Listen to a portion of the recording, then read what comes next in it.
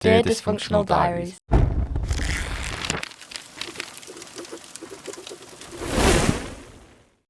(2010, 2011) was a really low point in my life at that time, because my wife had found out about the money, and we probably had an argument or something had happened in the car, or I was driving back home. I remember driving on the road thinking I could just flick my car right now into that tree right there and kill myself, and everybody would be better off because of it. My dad had just retired at the time, and he was able to bail me out. He basically paid off all the creditors, all the loans, everything else. It was about 80, 90K. So I moved back to my mum and dad's house, and around the same time, I met a guy called George Topsy. He was an ex-Royal Navy PT. I was 142 kilos. But yeah, started going to these fitness boot camps. Yeah, I actually lost 32 kilos in 9 months.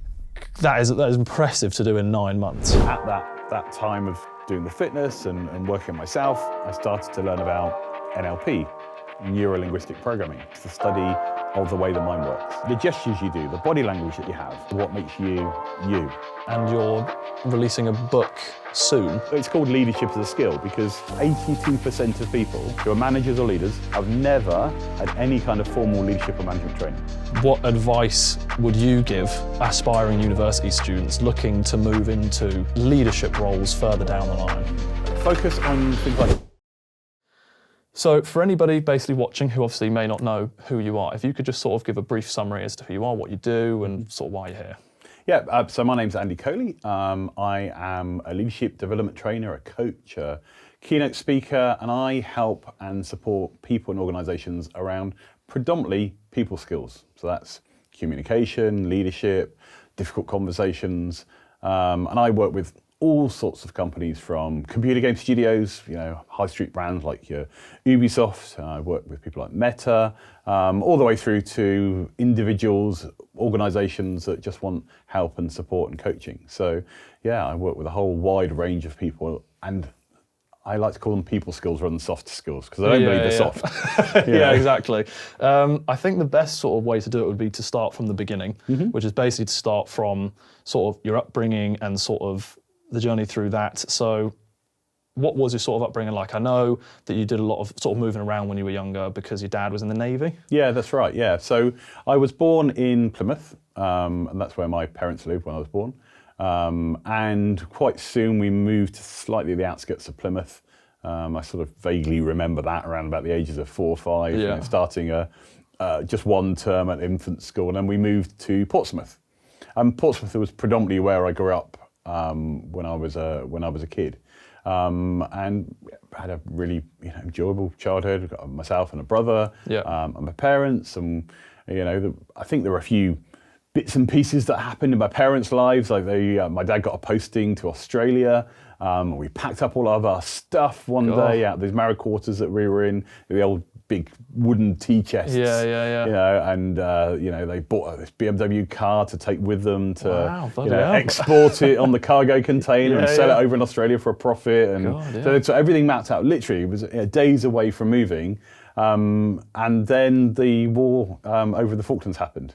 Oh, right. And did your dad serve in... And his posting just stopped. Like so he wasn't on board a ship at that point. Right. So he wasn't actually actively there, serving from that point of view. But all the stuff around that stopped. Yeah. And now my parents have got all this stuff. They're out of their house, and they had to scramble to then find somewhere else to live and to move to. So there was sort of stressy times from my parents from that point of view when I was growing up. My parents used to code computer games out the back of Spectrum magazine. Wow. Basically, you'd get the magazine in the post, and in the back half of the magazine would be all the code you literally would retype in to make your computer game. You'd save it onto tape, and then you'd go back and you'd do the next batch and load it back on and put the code back in, save it back to tape.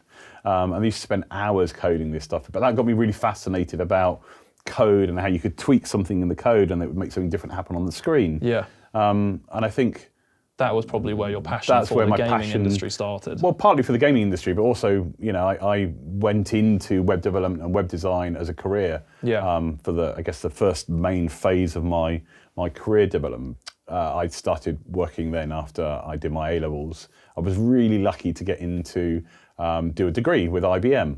So I actually got paid to go and do a degree, which is even rarer now, but even then at the time it was rare. And interesting, I didn't even have enough points to technically get on this course, Right. but I must have interviewed really well, and they gave me an offer, even with I got B in computing and a D and E in physics and maths, and I was still 4 points shy of whatever 20 points it was I needed to get on this course, but they still made me an offer even with my 16 points.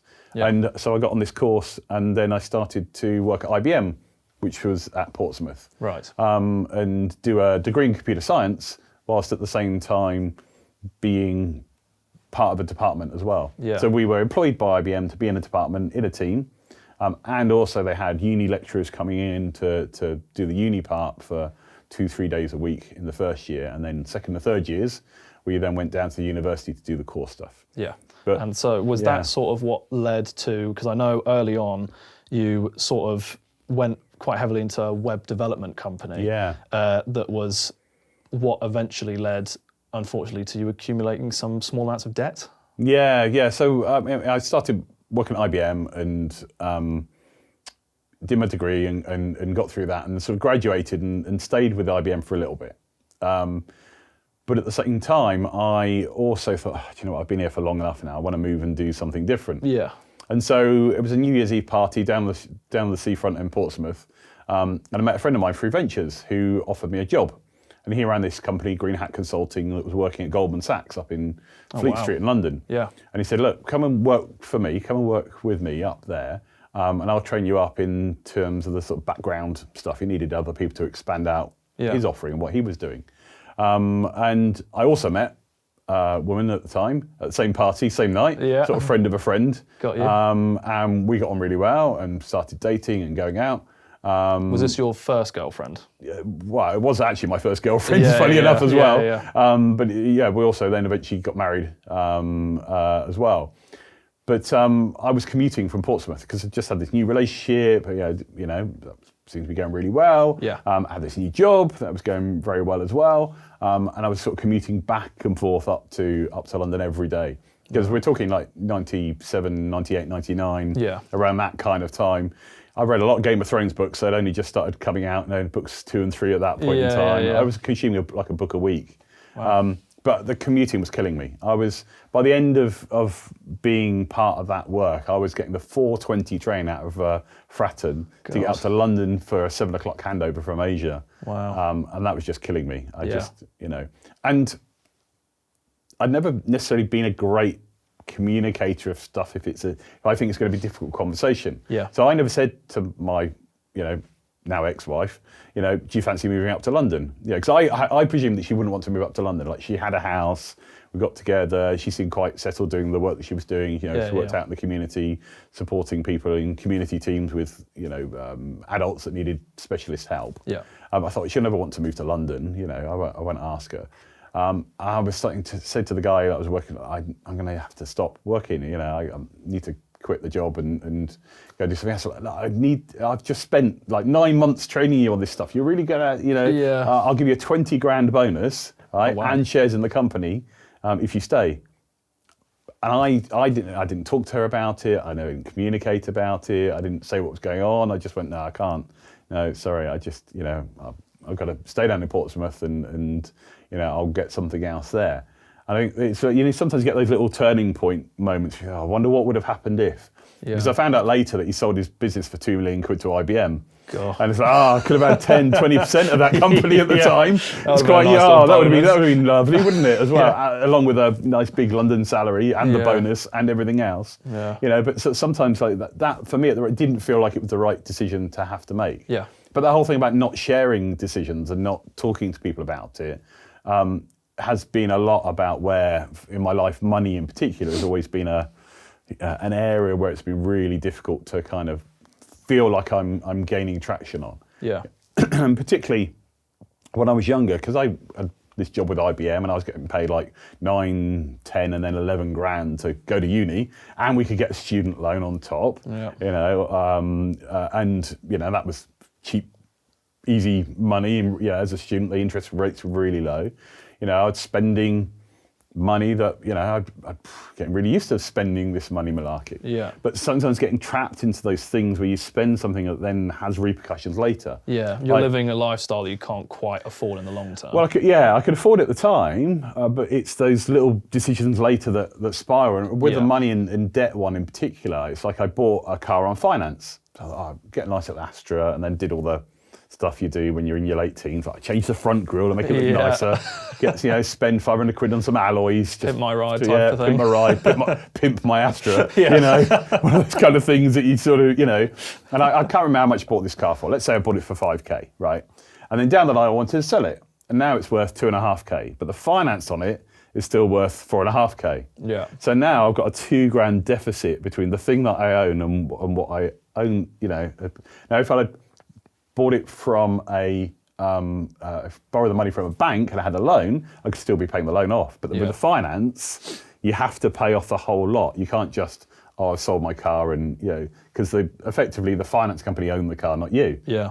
And so therefore I then had to take out a loan to pay off the finance, and then that started getting me into the credit card debt and loan debt and other stuff that I was using in the background to fund bits and pieces of things that I didn't really have to. I was still living at home pretty much all the way through till I moved out to live with my ex, in her house. Yeah. But then, she was struggling with work, and I was saying to her, you should stop working. I'm earning enough now. But all the time, just these little bits of debt going on. And let's go on holiday, and and that was all getting plugged into other things and borrowings and stuff that I had going on in the background. But all the time I was working, I could afford to make the repayments on it. Yeah. And things were okay, but as soon as there's a hiccup or a bump in the road, that's all started to unravel. Yeah, and was that around about the time, so obviously this happened, and this whole time the communication with your now ex-wife, she wasn't really aware of a lot of it, was she? Mm. And it was when you were away, if I'm not mistaken, that you got a call from her that she found basically all these bills / letters that had been piling up, and she went, what is all of this? Can you explain? Yeah, it's not a fun I remember. I was away on a mate's stag do. Yeah. Up in, I think somewhere in London. We were at a dog track. It's one of those phone calls you remember exactly where you were at that moment in time. Because your heart drops and you're like, oh, God. And it's just like, oh God, I've been found out. Yeah. And she'd open up a bill from a place, that said, X, Y, Z. She's like, what the hell's this about? And then she found all the stash of other letters that I hadn't opened that were just stuck in that, hope it goes away pile over there. Yeah. Because at that point, I wasn't starting to earn enough to be able to afford those kind of repayment side of things. Yeah. And I was just ridiculous things in my behaviour. Just look back, it's just so mad now. It was getting to the point, for instance, where I'd have a credit card payment that I had to make. So I'd make the credit card payment, but then later on in the month there'd be a loan coming out. So the money would come out on the credit card and get paid back into that. I'd then go to a cash point, take the cash out, then have to pay the cash back into the bank so that the next loan payment could then come out. Wow. And I was doing this at lunchtimes, and having to pop back home at my lunch break as well to pick up the post. Yeah. Just because I didn't want her to open something that revealed all of this stuff. And why? What do you think the main reason was behind sort of these actions? Was it just because you wanted to feel that sense of like, I'm the provider, or was it more just you didn't want to get found out? Yeah, I mean, I thought I was rescuing, supporting, providing, that's my role. And looking back now, I realise how, probably slightly gaslighty, very narcissistic behaviours. I'm not giving her any autonomy or any power. I'm being the man in the relationship of this bullshit perception of riding in a white knight and solving everything. Yeah. But it's kind of how I thought I needed to be as a husband. Yeah. And how I thought a man in the relationship was. And I think a lot of guys still do nowadays. I think it's starting to change a bit more, especially sort of more modern times where sort of it's so much less about like the man going out and being the provider, and it's a lot more balanced now. There are all those Andrew Tates in the world and all this very toxic masculinity piece of, you should be like that and you should be the one dealing with it. I think there's a lot of influence out there that are still touting this bit around it, and not about getting help and support and, you know, working with people to deal with stuff, to talking to things. Use the debt charities to be able to pause stuff and give yourself some breathing space around it, you know. Yeah. All of this stuff was going on at the same time as loads of other things in the background, you know, other financial things. And like I said, I'd set up, you know, being a web developer, and I worked in various different places, but basically once I left London, I started mainly working for myself, you know, doing my own thing. Yeah. And I worked as directors at different companies, and worked at some near Southampton. You know, I had a really good time, you know, working in a web development company. You know, I worked with different clients in other places, and then, you know, I'm into this hobby called live role play, LARP, live action role play. Yeah. And I'd set up this side hustle business with a friend of mine that was basically like we would sell mail order stuff, because it used to be really difficult to get hold of this kit. You know, you'd send off a check, to a mail order catalogue for your sword, and then 12 weeks later, this thing would turn up in the post. Right, got you. We thought, there's got to be a way of because I was into setting up e-commerce websites, he was into sales. Yeah. Got to be a way we could do something with this. Yeah. And so we set up this business called LARP Store, and then we would go to like pound shops and buy leather gloves and then sell them on the site for £5. Right. You know, so we're doing sort of supply and demand. You know, but basically bring stuff in from suppliers and selling it out. And is it quite a popular sort of hobby? Is it a hobby that you'd call it? Yeah, I mean, it's on that sort of nerdy geek spectrum of hobbies, a bit like tabletop, a bit like cosplay, and all those kind of things. But yeah, it was pretty popular, and the web and e-commerce was starting to pick up a lot then. And it literally started in the back cupboard in our house. Yeah. And we would, you know, began down to the post office and sending parcels out, and then it moved to a self-storage place. And we'd go in out self-storage and be packing from there, and it got bigger and bigger. I mean, at one stage, one part of the business, let's do about 300k a year of sales with it. And so, myself and the guy, we had this place, and we decided we'd set up this fantastic social media platform called Alternate, which was for alternative hobbies like LARPers, and Facebook was just starting to get kicked off. Yeah. And so we put some money in from ourselves. We got an angel investor that put 120, 150k in. We got a team together, and we thought, brilliant, we're going to go and set up this thing. And then we spent all the money on nice broadband and a shiny office and tables and PCs and all that kind of stuff. And then it's like, oh God, I'm out of my depth. How do I lead the team? I'm having trouble having difficult conversations with them, funnily enough. You know, because what happens in one area of your life shows up in another. Yes, exactly. You know, having difficult conversations with my business partner, not being able to say, look, we should have gone with this other system, or I'm not the right person to be leading this bit of the project. Let's get somebody else in. Yeah.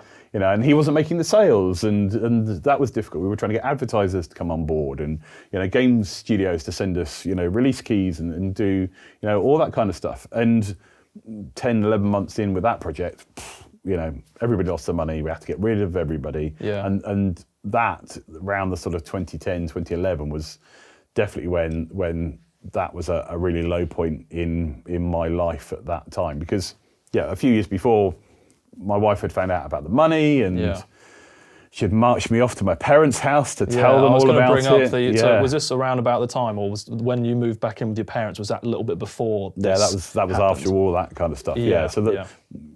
I was away on the stag do. She found out about the letters and literally just sort of took the letters and me off to my parents' house to dump it all on their doorstep. And I thought, because one of the reasons I hadn't told her, right, is I thought, shit, right, if I tell her about this, that's it. Marriage is going to be over. I'm going to go home and all my stuff's going to be in carrier bags out the front. Yeah. That's it. And that's one of the reasons why I hadn't had that conversation with her, because of that fear of the marriage ending. Now, of course, the perverse thing, by not telling her about it's more likely to end, of course. But that just, I was in such a flight or fight state response, I couldn't see clearly at that point in time. But actually, by taking them to my parents, and my dad had just retired at the time, and he was able to basically bail me out. He basically paid off all the creditors, all the loans, everything else. And it was about 80, 90k in total that he paid out of his pension money. and then I owed him the money. So I was paying him back then over a long period of time, but basically paying back my parents rather than paying back the creditors, but without the interest being added and all the other stuff. So that intervention really helped from that point of view. But because now in the marriage, having sorted out, resolved the money stuff, we moved house. We tried to have our make-up house and see if that would, help sort things out. And changing the environment.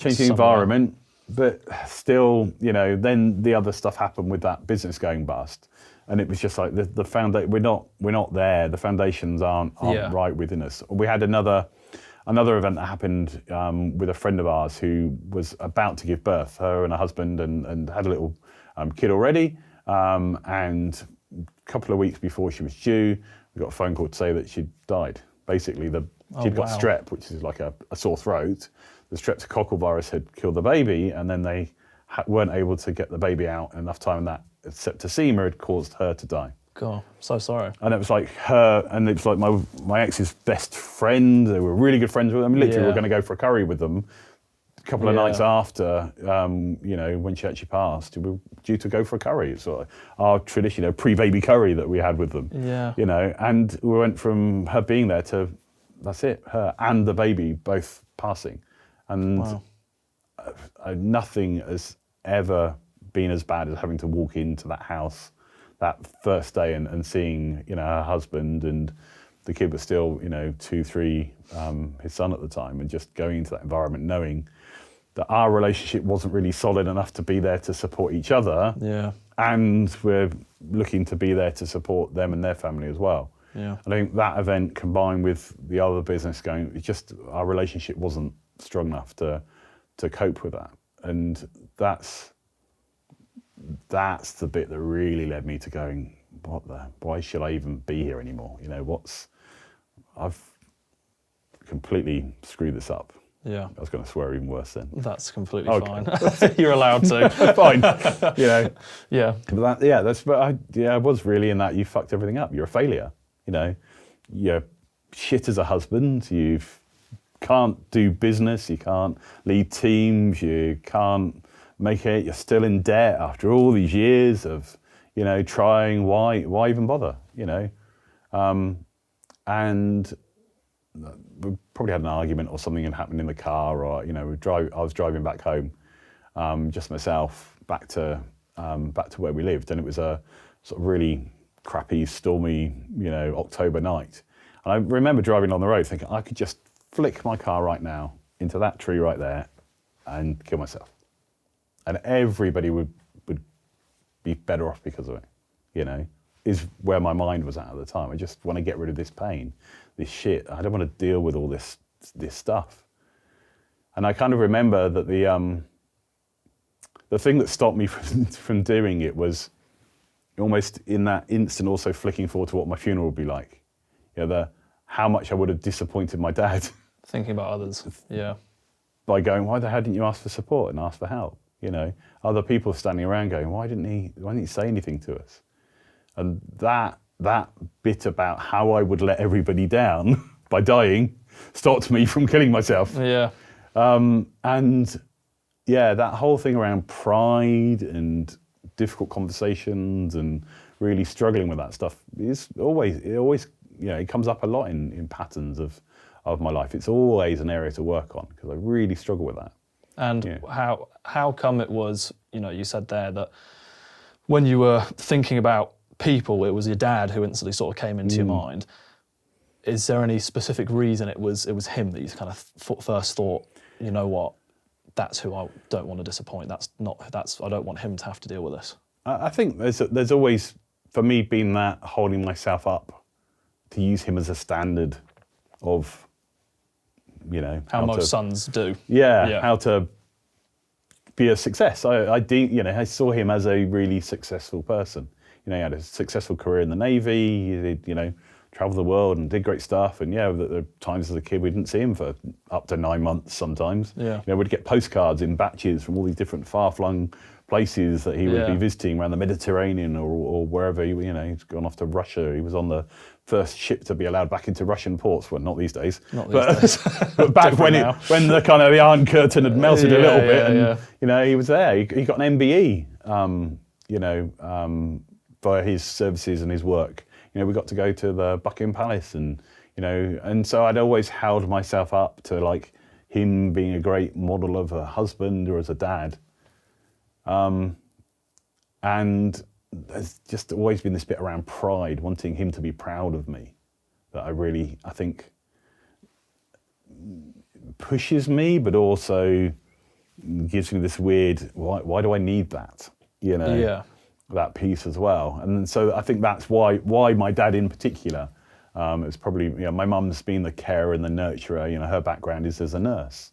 And she's always been, you know, this amazing sort of home provider, and then, you know, sort of moral compass aspects I get a lot from my mum and her approach. But I also get the not talking about stuff from the little family rug of all the things that we don't talk about in the family, or the I think never really being exposed. Never really being exposed to those difficult conversations about money.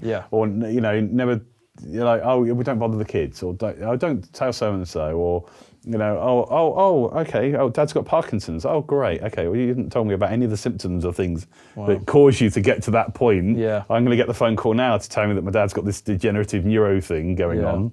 You know, like, why haven't I been given this stuff along the lines? And it's like, and so I know now why they did it, but I also know how it affected me later on.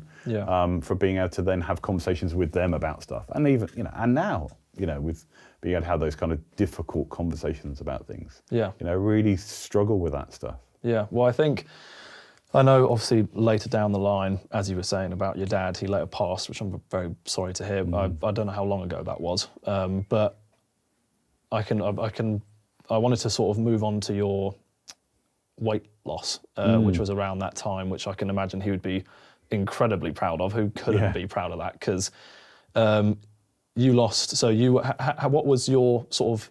This is back when, as you said, you sort of moved back in with your parents, and sort of you had some marital issues going on. What was the weight that you had gotten up to?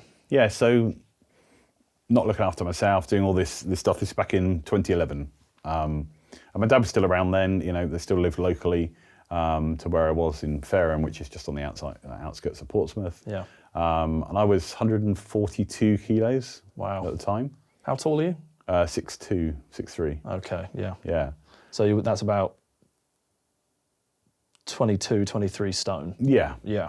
And I was not doing any kind of fitness stuff, and you know, depressed and eating crap and working late. I mean, I was doing, like, you know, towards the end of that business failure, I was trying to do 18-hour days to just fix everything and solve it, and not sleeping right. And by that point, we were in separate beds in the house, you know, because things had sort of broken down to that extent. And, you know, my wife and I had that conversation, and just look, we should just stop. Whilst we're still talking to each other, whilst, you know, we've got a functional enough relationship to be able to sort this out as grown-ups, we should just stop. This isn't working. You know. And there was a big part of failure and pride around that as well. I'm the only person in my entire family that's ever gotten divorced. You know. Now, at the time, I didn't know anybody who'd been divorced. I mean, it's a lot more common nowadays. But at that time, with where I was, didn't know none of our friends had been divorced. Nobody in my family had been divorced. Divorce was a thing that you read about or that other people had, you know. And it's not that we're not massively religious, we're not Catholics or anything like that. There's no. It's that sense of sort of the pride thing, as you said, of like, you don't, it's not looking like you've done something wrong. You failed at your marriage is what it felt like for me. Rather than going, oh, do you know what? With this person for a while, and now you've succeeded at knowing when it's the right time to be with somebody different, or to be in a different space, whatever. But that was around 2011, and so I was 142 kilos at that point in time. So I moved back to my mum and dad's house, back to almost one of my old bedroom, you know, complete with some of the stuff that was still there from when I lived there before, you know, and started to do a kind of bit of a life reset. And around the same time, I met a guy called George Topsy, who's an ex-Royal Navy PT. Yeah. It was like a networking event I used to go to, something called BNI, which still exists today. It's a good breakfast networking thing. So as a web developer, I used to get lots of work from different people. And so he came along as a guest and, talk about fitness and talk about these things. We had a chat and I thought, oh, okay, yeah, I'll come along, I'll look at your stuff in the new year. So a couple of months later, Christmas out the way, moved out. So I moved out on Christmas Eve back home to my parents. Nothing really significant about it. Yeah. Just the easiest time to do it. Yeah. Took a load of stuff, effectively walked away from the house and the house was hers. I didn't take anything from it. We didn't split the proceeds of it. I think part of it because I met her, she had a house and I didn't want the marriage to result in her not having a house. Yeah. I kind of felt, and I felt bad about having ruined everything. Right. So I think at least I can... Level of guilt there. Yeah, absolve myself of some of the guilt Yeah. by you still having the house. And moved back with my parents and in the January, started to then go, okay, what can I do about my fitness? And I'd started to work with a coach at this point. So the guy that I was in business with had also done some coaching qualification stuff. And he'd been using some of this like stuff a bit more subtly, I think, in the background, looking back now, knowing what I know. And the little ways of reframing things and little bits to just kind of help with my mental health. But yeah, started going to these fitness boot camps just on the outskirts of Portsmouth, a place called Emsworth. And really enjoyed the camaraderie and the thing of it. I mean, my first one was an absolute, well, I'd say car crash, probably not appropriate, but it's an absolute failure. Maybe I can say car crash, but you know what I mean. Yeah, it was not a great, not the greatest first session ever in the world. What did they sort of entail? Because you say it's like a boot camp, so were you in a gym or was it literally like what you envision when you see a boot camp, where like you're out in like a field somewhere with like a course and you're literally doing like cardio? What kind of was the boot camp? This was January, February, so we were inside a school hall. Right. Okay, so picture your school hall of a small primary school, on the outskirts. So not a massive gym like you've got here, it's on the campus, but it's like a smaller school hall. And they've got the old sort of wooden things that you can wheel out that people can climb up and all that kind of stuff. So I turn up for this fitness session. Now bear in mind, right, I know very little about fitness, even less about nutrition, 142 kilo of me. Yeah, right. So I get a sandwich from the garage on the way there, probably chicken, got protein in it. Yeah. Bit of green. Sorts you out. Yeah. Right. And I'd had a tin of grapefruit for the sugar. Right. The energy. The energy, yes. Yeah. As all of us know, the grapefruit. So basically, I was loaded up with glucose. Yes. Yeah, and I hadn't had very much to eat. Yeah. Of useful nutrition. So then I get to this fitness boot camp and got my stuff on, and we start doing the warm up, and I thought, I quite like this, and going into there. And then we start into the main session itself after the first 15 minutes of just warming up. And we're like, and George says, you could just see me, I went pale. And I'm hanging on to these wall bars on the side of this school hall as the world around me is starting to spin with this ex-Marine holding me up and George giving me an energy bar. And what the hell have you had to eat before you come here? Oh my God, this bloke, what is he doing? It's going to be awful, But that bit about getting that help and getting that support and being in a group environment, I recognise now that having other people around me spurs me on. I want to do better if I'm working with other people. Yeah. So most of the boot camps, like you're saying about, is it outdoors? And normally it's outdoors in a field with all the kit, different stances, different things that you do, and then he'll take you through a routine. And sometimes it'll be simpler than others. Sometimes he'll get the big tire out, the sledgehammer or the ropes, and it's like interval training where you go and do different exercises. Think of what you might have in a CrossFit now, but stick it in a field. But he was doing that 10, 11 years ago. Yeah. Going to those boot camps really helped. The other thing that also helped as a strategy was I signed up for 10 classes. Okay, did you pay for them up front? So I paid for them up front. Right, here's I think we was charging like £5 a class at the time. So here's my 50 quid. So I'm now giving you 50 quid. It's a lot of money to me. I just moved back home to my parents. Exactly. And still owe them all this other money. Yeah. So here's my 50 quid. And now I'm signed up. So I've done this first one. It was crap. You know, I wasn't very good at it. Yeah. But now I've got 9 more to go. Exactly, yeah. And it was also, he would weigh you and do the measurements. So not just weigh you, but fat content. He had one of those posh scales that measures everything. Exactly, yeah. But then he was doing waist measurements and arm measurements. And, you know, if you really want to pay attention to what's happening when you do the measurements and not just stand on the scales. Yeah. Because that's the important part to measure as well. Because you might not see a difference on a top end number on a scale, but actually underneath things are shifting and Going a lot better. Yeah, exactly. Yeah. Like you feel your clothes fit a bit better or Yeah, whatever. And so, yeah, I started going regularly to these boot camp classes once a week to start off with, and a couple of times a week. And then I started doing, 2, 3, 4 times a week more regularly. And I really enjoyed it. And I enjoyed the camaraderie. I enjoyed the fact that it was 95% women. Oh wow! Really? Being Was newly it? single Okay. was also a draw. Didn't influence the 10 session payments at all.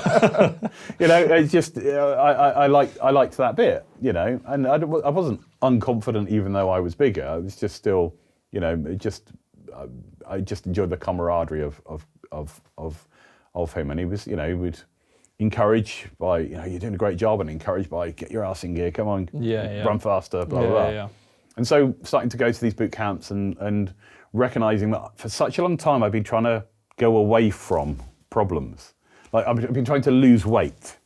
Yeah. I've been trying to avoid pain. And actually setting goals and going towards a goal of fitness was much better for me. Yeah. So working in a group and having something to challenge myself for started to make a difference. So he connected me with somebody who lived local to my parents' house. We started going for jogs.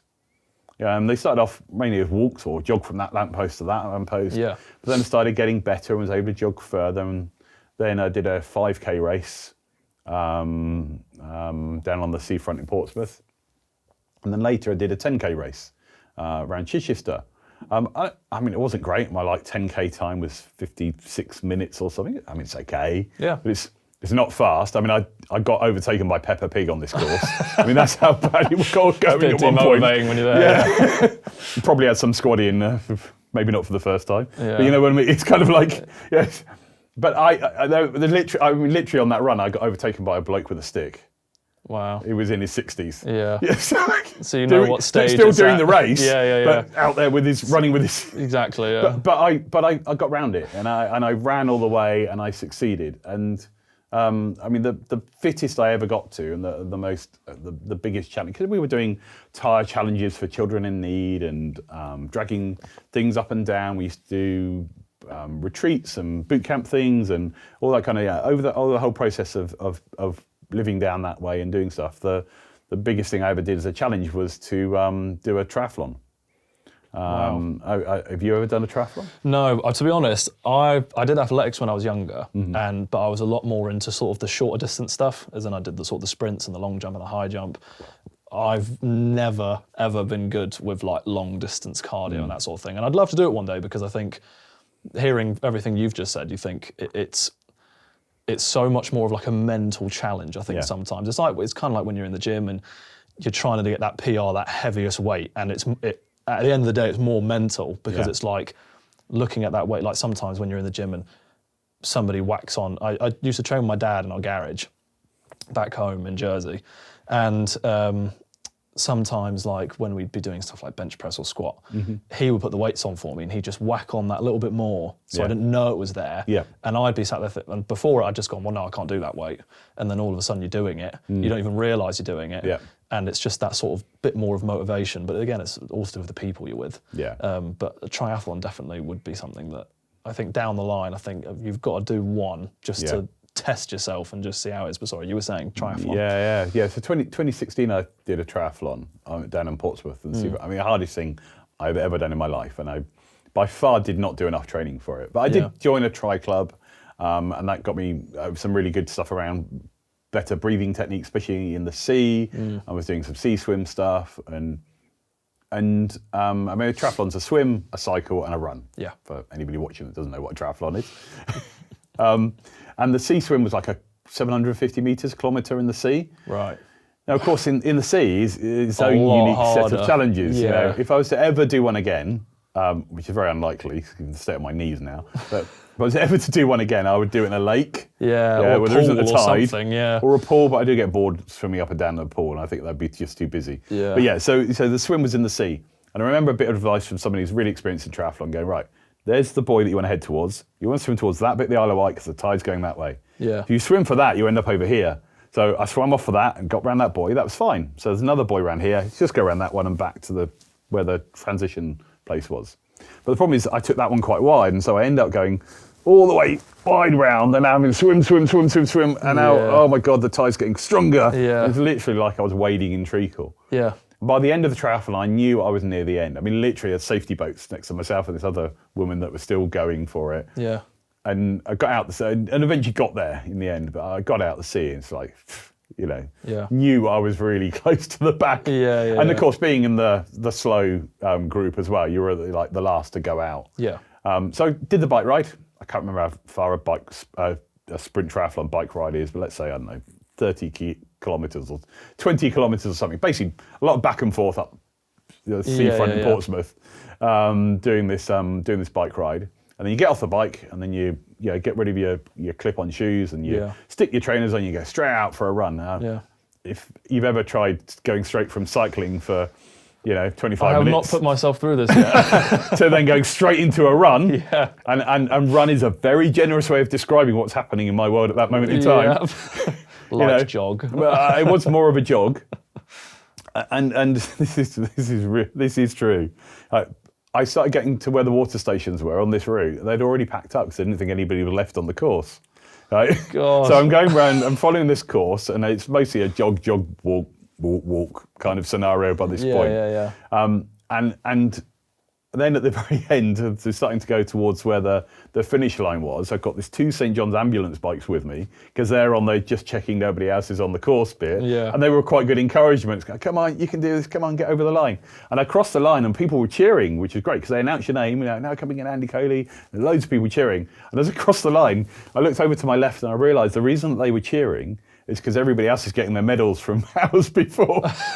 God. I thought they were cheering me. But it's like, thank you. But I took it. Yes. Great. But I was raising money for Parkinson's UK, and it was there for the challenge for me. Yeah. And that was the main reason as to why I was doing wanted to do the triathlon. Yeah. And most of my friends that come to watch had left hours before. I mean, literally took me like 3 hours to do probably what fit people can do in 45 minutes. Right.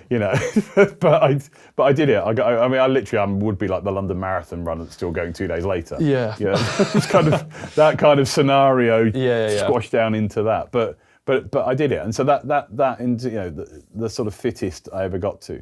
But zipping back to when I started on the boot camps. I actually lost 32 kilos in 9 months when I started paying attention to fitness. I went from nothing to doing those 2, 3, 4 things, having my measurements and getting and feeling good at the Christmas parties and getting lots of people. That is really fucking incredible because funny enough, in the lead up, I knew it was 32.5 kilos and that you'd lost. And I was in the gym and I went and sort of looked and held what was 32.5 kilos, and you think, that is impressive to do in 9 months. Yeah, 32 bags of sugar. Yeah, and that's what I used to love that visualization. I lost half a kilo. That's half a bag of sugar. Put half a kilo in your hands and tell yourself that's not very much weight. Yeah, and yet I was wearing that all the way around me. Yeah, that kind of really sort of spurred me on and kind of inspired me to do the fitness. And that worked really well until I moved out of that environment and moved up to London, because at that time of doing the fitness and working on myself, whilst I was still doing my web development, I started to learn about NLP, neuro-linguistic programming. Yeah. Could you give a sort of little brief summary into what NLP actually is? So my elevator pitch for NLP is, NLP is the study of the way the mind works. It's about how you take in and process information, and then how that information gets represented or represented back through the words that you say. Like your words have unique meaning to you. Yeah. But also the gestures you do, the body language that you have is unique to you. Like it has meaning to you. Yeah. And so basically NLP is the study of those words, that body language, and then the patterns and programs of of behaviours that we have, like my avoidance technique or my need to be a rescuer. Right. That's a pattern, that's a behaviour, that's a thing I've learned. Like, not everybody in the world does it, I do it in my unique way. So NLP is basically the study of what makes you, you. Yeah. And that's what I loved about NLP, you know. So I went along to an intro weekend about NLP end of 2011, 2012, whilst I was doing all this fitness and had, you know, set all these goals and was achieving all this stuff. And I went along to an intro weekend in near Tower Bridge. A couple of people, Toby and Kate, who were running this NLP intro sales funnel. Get people in free weekends and then upsell them to a course. And the guy that I had done the coaching work with had already done their master practitioner training, the sort of second, third level of the NLP training. So I already had that sort of trust in what they were doing. And I went along to this intro weekend. I thought, oh, do you know what? I really fancy being a coach. Because when I've been doing my web development, I had already been coaching clients, like setting up their e-commerce shops, setting up their businesses, helping them resolve things. I'd never called it coaching, so I didn't really know what coaching was. But I suddenly became aware of the fact that I was supporting and helping people. So I went along to this intro weekend, found out about this NLP stuff. Day one, I thought, I want to be a coach. I want to help people one-to-one. I think I can, I've changed my mindset. I'm in a much better place. I feel much more settled. Different bits of my life are working out now. I want to help people like me. Yeah. Most people get into coaching because something's happened in their life. They've had some coaching and they want to help other people. Yeah. I think as a person, especially when you have someone counselling you or coaching you, you want to know they've kind of been through something and they've managed to also get on the other end of it, because it's just the evidence is just in front of you as they're teaching you. And I think that really helps along. It's probably what's helped you a lot in your coaching. Yeah. It certainly builds a level of empathy. Yeah. And you have to remember that the other person's doing their journey and not yours. Yeah. So you also need to have a boundary around how that works from that point of view as well. But but day one, I thought, right, I want to be a coach. Great. Evening, nice social stuff, that was great.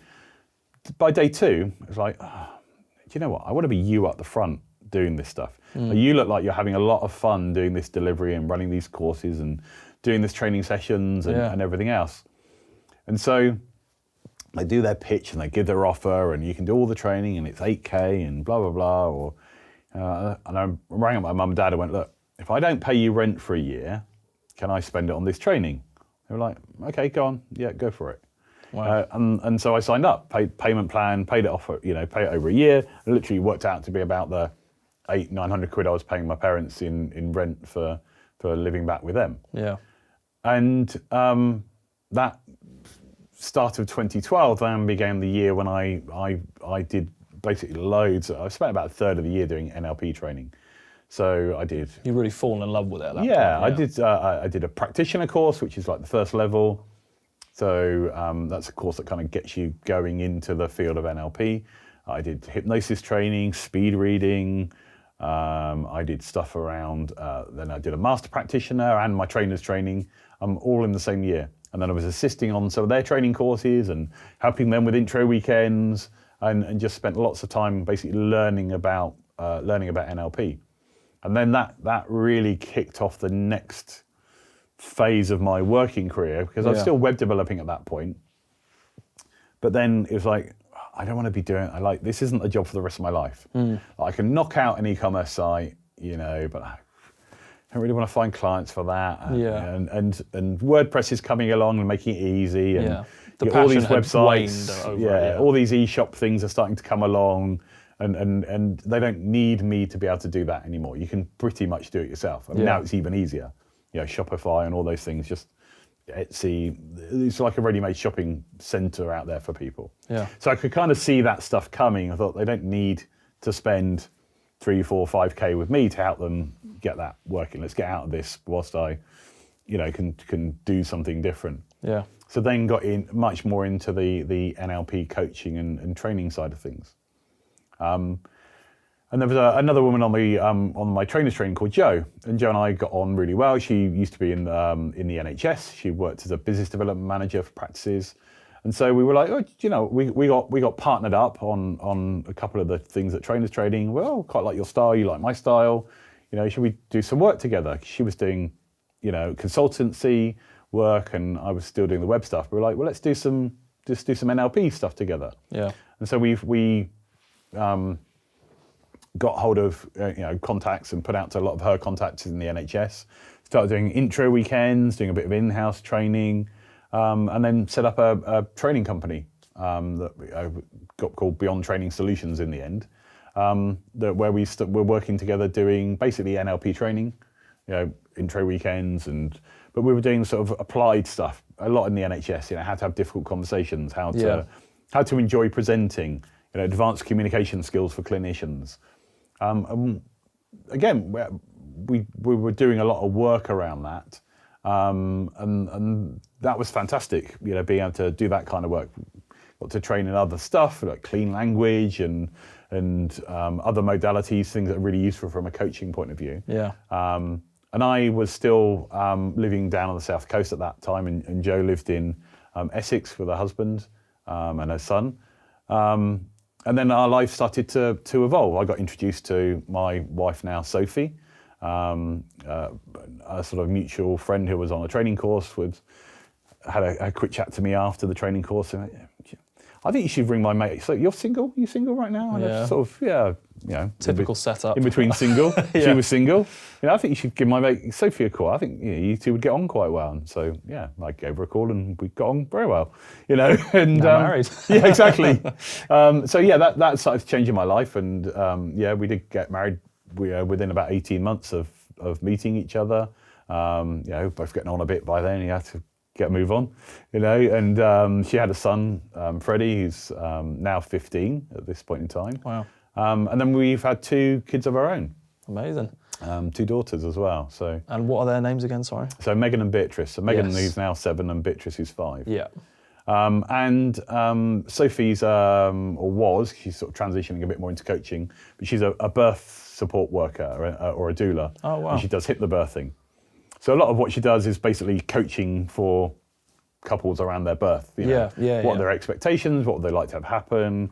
How can they be in the calmest, best state in order to have their birth experience? And she is occasionally on call for births. I mean, she's on call this weekend, even though I'm up here. So at any point, you might get a phone call to scoot back down to, in case she's got to go to a birth. She was running group classes and online stuff. It's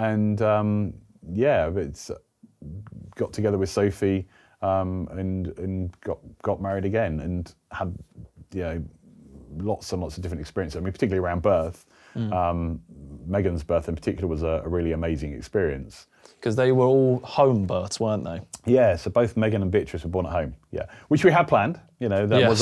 was our intention. I mean, birth is a natural process. If you don't interfere too much with it, and there aren't any medical reasons why nothing. A birthing woman is not a patient. They are a person who just happens to be about to birth a baby. Yeah, I mean, you'd feel quite probably also a bit more at ease knowing that your wife is dealing thousands with of hours Yes. of talking about and training birth. Yes, for sure. Yeah.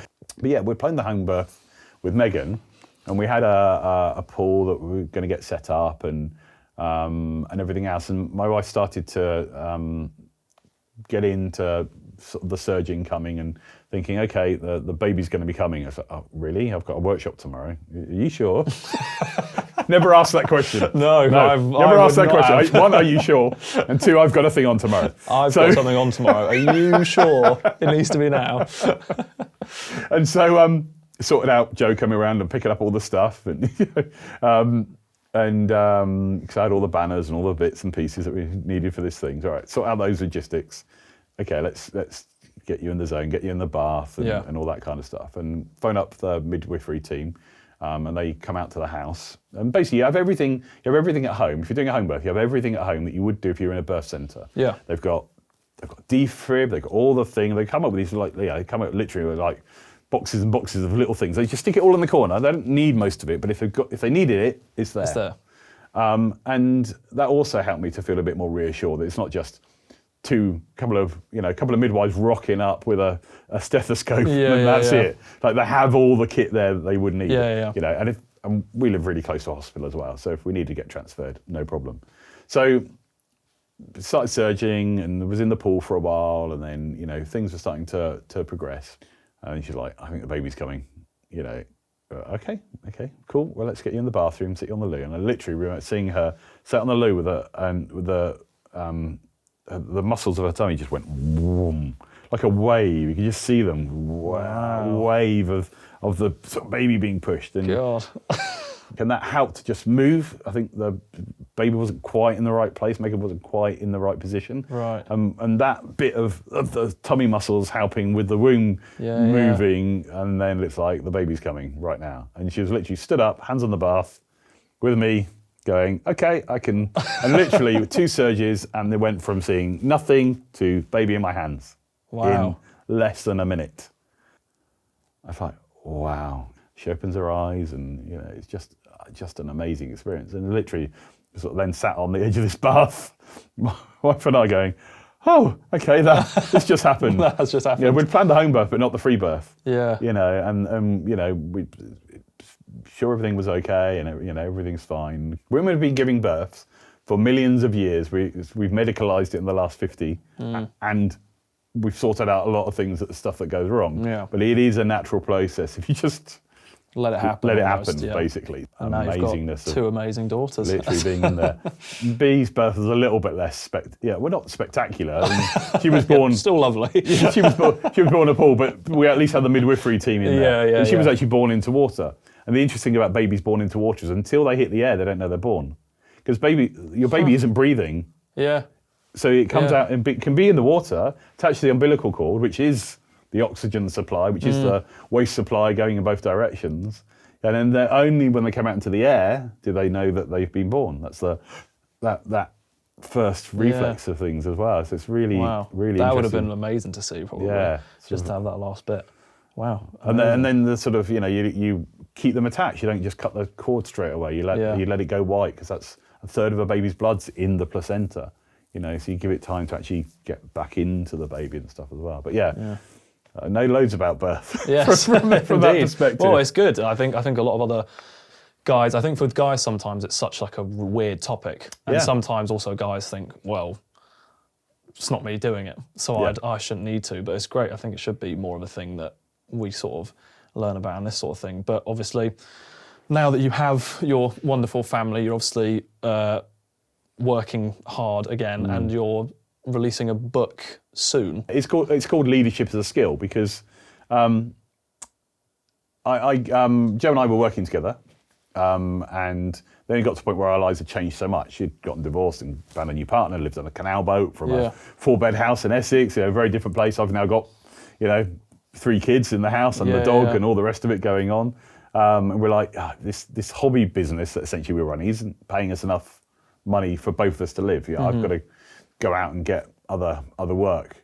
And so I started doing much more into corporate environments, into businesses that want support with their leadership and with their teams, into computer games companies, which is where I do a lot of work now. And kind of like loads of people have written a book, but I thought, what do I want? Four here. Oh, there you go. Here's some there. Yeah. Mine's not here yet, but surely if my book's already out by now, it should be here. Should be, a month ago. Continuity error. It was the ordering. It didn't come in the post quick enough. So it's only till the start of this year that I thought, I know what I want to do it on now. Because I truly believe that everything can be learnt. From how to do a podcast to, driving a car to leadership. It's exactly the same. I mean, the stats are really 82% of people who are managers or leaders have never had any kind of formal leadership or management training. Which is interesting when you look at it, isn't it? Any formal kind of leadership or management training. Probably the people that run where we're sat right now have not necessarily had a formal leadership qualification. A lot of accidental managers, like people who raise from being in a more junior role to a mid role to a lead role. Typically, they get promoted because they've either been there the longest or they technically know the most. Yeah. And do you think that is because there is almost this misconception that leadership is a talent, not a skill? I don't know if there's a belief that it's a talent, but I think people expect you to just be able to do it and know how to do it. Yeah. And of course, what we bring to anything, from our ability to communicate to our ability to be able to lead people, is we bring the things that we've modeled from the world around us beforehand. Yeah. So in my leadership role, when I was leading that team from that web development program that went horribly wrong, I brought into that my ability to not be able to have difficult conversations, because that's what I had already been modeling, and that's therefore what I model as a leader, and therefore it made me a crap leader for being able to go, you're not doing a good job, and you need to do that a bit further. What I would do instead is I'd fix the things that were wrong, rather than using it as a learning opportunity for them to be better at it. Yeah. I wouldn't delegate tasks to other people because I didn't want to upset them because of my rescuer tendency. Yeah. So all of those things made me a leader in that style of leadership.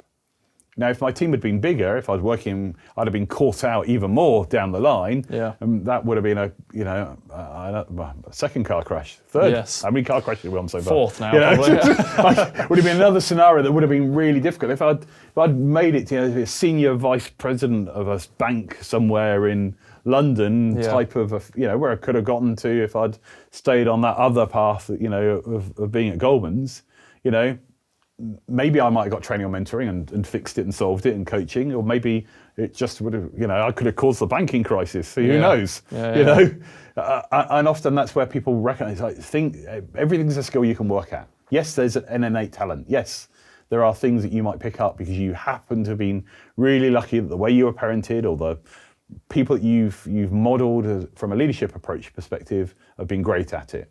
Brilliant. But other times, the rest of it you can work on. Yeah. And don't expect yourself to be good at everything. Learning's a really simple equation, right? Learning is knowledge plus experience. So if you want to learn something, go and read a book, okay? Like James Clear, I talk about his book all the time, Atomic Habits. Yeah. The Power of the 1% Change. One of my best books I've ever read. Yeah, great book. So you learn about that power of the 1% change, Yeah. Get 1% better tomorrow than you are today. Yeah. Yeah. If you were able to sustain that over a year, you'd be 38 times better by the end of it. He uses that famous notion of the British cycling coach who made Britain's team all of a sudden go from one of the worst in the world to winning medals all through the Olympics. That power of compounding, tiny tweaks, tiny adjustments, small different things that you can go and do that add up over time. Yeah. Yeah. That compounding effect. Learn about that. Do something with it. Now, it doesn't have to be every day. Yeah, 'cause some people think, that's a bit toxic. Got to always strive to be better. Yeah. But even if you did 1% every week, you're still 2 times better by the time you get to the end of the year. Yeah. Yeah, because your 52 1%s soon add up over the whole process. Yeah. You'll be twice as good as you were. Yeah. If you could be twice as good by this time next year, would you be pleased with that? Exactly. Yeah, you would be. You'd be thrilled. And I was going to ask because I was interested. So, obviously, this is my final year of university, and obviously after this, into the working world, trying to figure it all out. Yeah, here I come, world. Thrown into it. But I was wondering, what advice would you give to aspiring university students looking to move into leadership roles further down the line? Buy my book. That's out now. Well, certainly be out by the time they're aspiring leaders. Yes. Focus on things like your emotional intelligence, okay? So your emotional intelligence isn't to do with your IQ or what knowledge you have. It's about 4 key areas. First thing is self-awareness, okay? Then it's self-regulation, the next pillar. Then it's social skills, and then it's relationship management. So self-awareness is basically become aware of who you are, how you are, what drives you, what motivates you, what gets you out of bed, and what makes your heart sing? What's the stuff that excites you? But also what you're not good at, what pisses you off, what shows up into the world when, what thoughts have you got going around when the lights are off and nobody's looking? What are those things you've got going on for yourself? Self-regulation is like at the point when you get under stress, and stress is fine in small doses, leaving things to the last minute, but nailing that assignment because that's the way that you work. Yeah. Works for some people. That little bit of stress pushes us, over the line, over the deadline. But constantly being under stress and having piles and piles and piles and piles and piles and piles of things to do all the time, becomes distress, that becomes disease. It's very easy for one thing to slip into the next. Yeah. So be aware of your self-regulation. How do you calm yourself down? What happens when you get frustrated or angry? Do you take it out on other people? Do you smash the place up? Do you appear like you don't give a shit and you're too calm? Yeah. How do you regulate your emotions? Because stress is fine. Being able to regulate your stress is fine. Being upset is fine. Being emotional is fine. It shouldn't be about sucking it up and hiding it, manning up, all this other.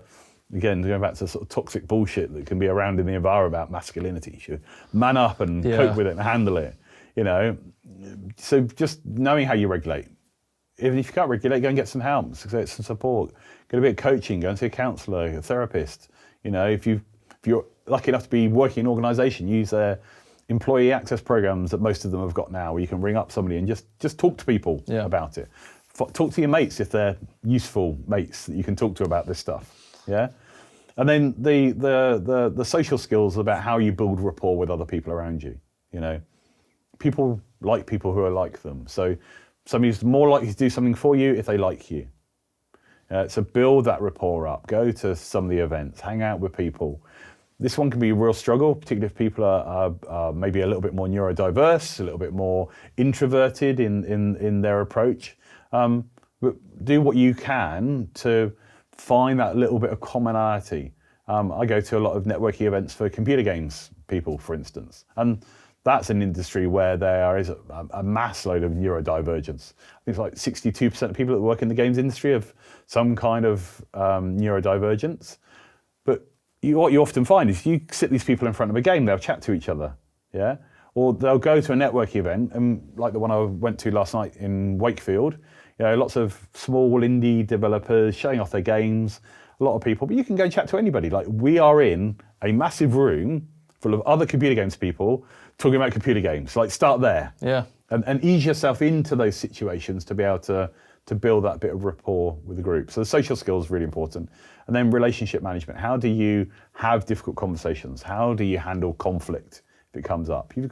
Something's gone wrong. How do you talk to and share that with the people that you're working with? And how do you learn from it? How do you take feedback? Yeah. And so if you were starting anywhere as somebody who's going into any kind of role, really, because leadership's also about self-leadership, doing the best job that you can do, doing the tasks that you've been asked of, helping your company progress towards the goals. The emotional intelligence is a real foundational piece that I tend to work on with people first. And I think if you learn any of those sorts of skills, learn that. And then the other element to do with leadership is find leaders who you like.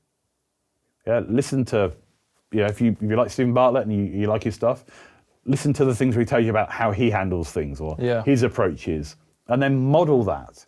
Yeah, just because you've got a model from the people that you've been raised by or the people that you've had in your life doesn't mean you have to keep it. Yeah, and you can also choose to go, okay, this person had that approach, or this is how I was parented, or this is how I was looked after from a manager point of view. Right, I'll keep this one, and I'll let go of that one. Like I talk about two examples when it comes to management. One manager at IBM, she was great.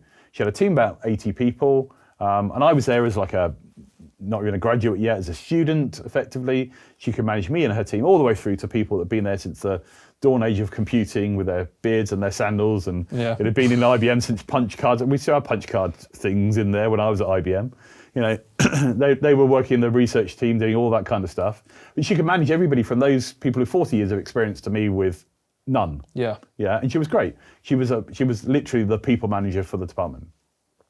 I worked somewhere else once in a mail order company, in their background doing their e-commerce stuff, and the sales director there was an absolute dick. I mean, imagine, right?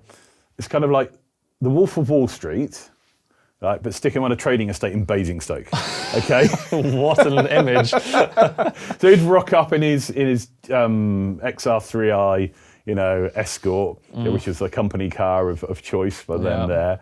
He was sleeping with somebody in the accounts team. He'd rock up with his sort of quaff thing, and if he was really pissed off with how the team were, with the sales that they'd achieved in that day, he wouldn't let them sit down in their chairs until they made their first sale.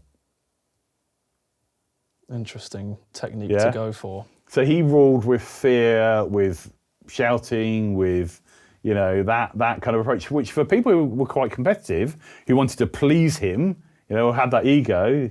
Have you ever watched like the show Billions? I haven't, sorry. Yeah. So you talk about like traders, like some of the traders, they'll really get yes, and they're in that kind of shark eat dog thing, right? I want to be top dog. You're top dog. I need to be the next dog. But you can always tell that it's the opposite. They're not doing that for the team. They're doing it for themselves because they want to get. So they're to on the that place. phone. They know the people that already want to make that. I've got my first sale. Ring the bell. Yeah. Screw you lot. Yeah. And I remember going back up to that floor at like 2-3 hours later, and there's still one poor guy still standing up on the phone.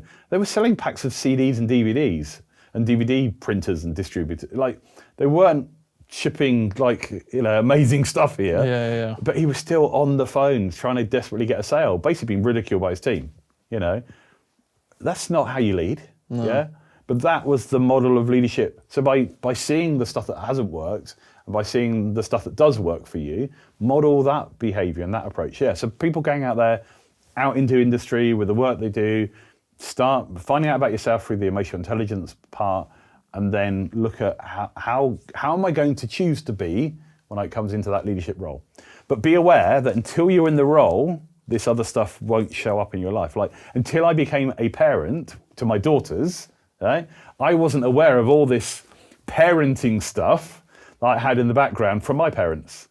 Little things that I might think, or little things that I might say, or little stuff that's stuck in there. I was born in the mid-70s, so all that sort of mid-70s, early 80s parenting stuff that I got hanging around in the background of my head, that was my, you make your bed, you lie on it, you should be doing this, or that's what's expected of men versus women, or racism, or any of those sort of stuff. I've got to undo a lot of that stuff because it was in the media, it was just generally in life, it was in schools, it was normal stuff. Yeah. And you don't recognise that stuff's even there until you're upgraded into that situation where you need to be able to as you said, look at it's knowledge and experience that does it. And I think I will definitely be putting your book into the description of the video and everything to make sure that people give it a look, give it a buy, because it will definitely, I know I will be, because I love this sort of stuff. I know a lot of people always say, some people aren't too keen on self-help books, but for me, when it's self-help combined with a certain level of, theorizing and putting new ideas out there, it definitely helps me. And unfortunately, I think we kind of have to wrap up because we've gone a little bit over. But I'd love to talk more, obviously. But thank you so much for coming on. It's been an absolute pleasure. It's been very educational, and just from the description that you gave there of sort of the main pillars that your book covers and what else it does, I'll definitely be picking it up, and hopefully I'll have it sitting on top of these when the next podcast I'll sign a series copy and out. send it off. But yes, thank you so much, and it's been an absolute pleasure. Pleasure, Fraser. Thank you very much.